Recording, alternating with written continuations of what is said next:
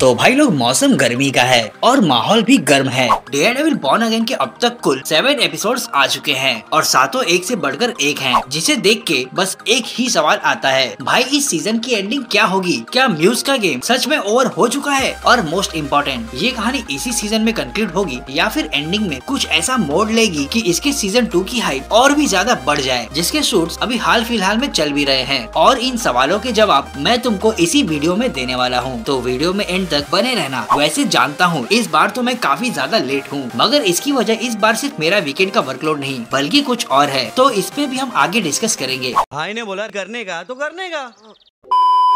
Hello rockstars, मैं हूँ जीतू और आज हम डेयरडेविल बॉर्न अगेन के एपिसोड 5, 6 एंड 7 का एक साथ ब्रेक डाउन करेंगे। बात करें 5वें एपिसोड की, तो इसमें मिस कमाला के भर भर के रेफरेंसेस और बैंक रॉबरी के सिवा बात करने के लिए कुछ था नहीं। जहाँ एपिसोड शुरू होता है आयरिश लोगों के एक फेस्टिवल को दिखाते हुए, जिसमें ये लोग ग्रीन कलर के कपड़े या कॉस्ट्यूम को वियर करते हैं। ग्रीन से याद आया, ये जितने भी नमूने यहाँ बैंक लूटने आए होते हैं उनके मास्क के कलर्स इन्फिनिटी स्टोन्स को सिंबलाइज करते हैं, और वहीं ये ऑरेंज कलर का डायमंड काफी हद तक सोल स्टोन से मैच होता है। वैसे ओवरऑल इस एपिसोड का पूरी सीरीज की कहानी से कोई लेना देना नहीं है और इसके इवेंट्स को भी आगे सिर्फ 1 से 2 बार ही मेंशन किया गया है। बात करें एपिसोड 6 की, तो गाइज यहाँ वो देखने को मिला जिसका हम फैंस को काफी समय से इंतजार था। एंजेला मैट के मना करने के बावजूद भी म्यूज का पता लगाने उसके सीक्रेट अड्डे एबंडेंट सबवे की ओर जाती है, जहाँ वो खुद चलकर म्यूज का शिकार बन जाती है और म्यूज उसके 2500 ml ब्लड निकाल लेता है। गाइज लिटरली यहाँ वो मरते मरते बची है, जिसके बाद डेयरडेविल एक बार फिर से धमाकेदार कमबैक करता है। इस एपिसोड की खास बात ये लगी कि मैट और फिस्क का एक दूसरे से किए गए प्रॉमिस को तोड़ना यहाँ पैरेलल वे में दिखाया गया है। वैसे इसका अंदाजा पहले एपिसोड से ही लग गया था कि आगे चलकर मार्वल ऐसा ही कुछ करने वाला है, जहाँ फिस्क फिर से वही पुराना दरिंदा बन जाता है। तो मैट भी सिस्टम और हालात से मजबूर होकर खुद को डेयरडेविल बनने से रोक नहीं पाता, जिसे ऑन स्क्रीन देखना एक गजब का एक्सपीरियंस देता है। एपिसोड 6 में हमें किंग पिन की एक टास्क फोर्स दिखाई गई, जिसका नाम एंटी विजिलेंटी स्क्वाड है, जो कि कॉमिक्स में भी एग्जिस्ट करती है। वैसे इसका काम इसके टाइटल से ही समझ आ जाता है। डेयरडेविल एंड म्यूज का फेस ऑफ भले ही कुछ देर के लिए था,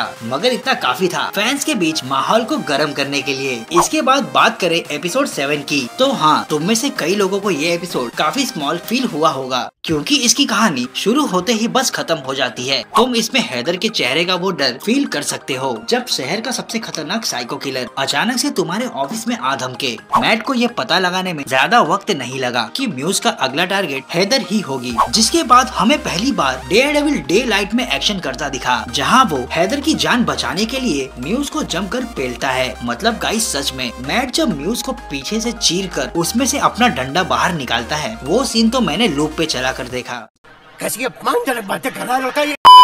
जिसके बाद हैदर खुद यहाँ म्यूज को शूट कर देती है, जिसे देखकर यही लग रहा है कि इसी सीन में म्यूज की डेथ हो चुकी है। वैसे ये आयरनी भी कमाल है, म्यूज का आखिरी आर्टवर्क खुद उसके खून से ही बना हुआ है। इसी मौके का फायदा उठाते हुए अपने मोटा भाई ये झूठी खबर अनाउंस कर देते हैं कि म्यूज को उसकी एंटी विजिलेंटी स्क्वाड ने ही मारा है, जो कि आगे चलकर हैदर के लिए भी खतरनाक साबित हो सकती है। वहीं दूसरी तरफ डैनियल भी अपने असली रंग दिखाना शुरू कर चुका है, जहाँ वो बीबी को डेयरडेविल को सारा क्रेडिट देने के लिए धमकाता नजर आया। एक तो इन्होंने बातों बातों में म्यूज की ओरिजिन भी बता दी, ऊपर से इस कैरेक्टर को इतना बिल्डअप देने के बाद यूँ मार देना, ये तो मुझे भी डिसअपॉइंट कर गया। मगर कुछ रूमर्स की माने तो म्यूज हमें डेयरडेविल बॉर्न अगेन के अगले सीजन में दिख सकता है। वैसे यहीं से ये सीरीज अपने फिनाले एपिसोड की तरफ बढ़ रही है, क्योंकि इस सीजन के गिन के अब 2 ही एपिसोड्स आने बाकी हैं, जिसके बाद डेयरडेविल बॉर्न अगेन की कहानी हमें इसके दूसरे सीजन में कंटिन्यू होते दिखेगी, जहाँ सारे vigilantes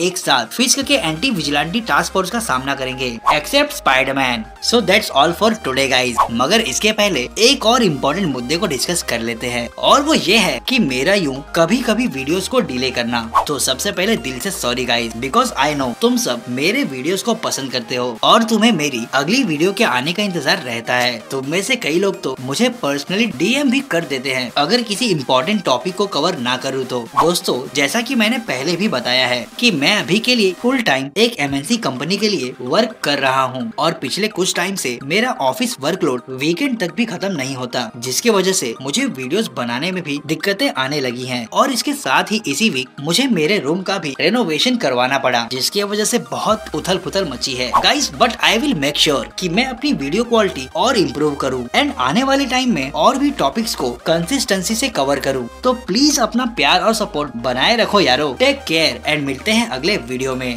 till then keep rocking guys.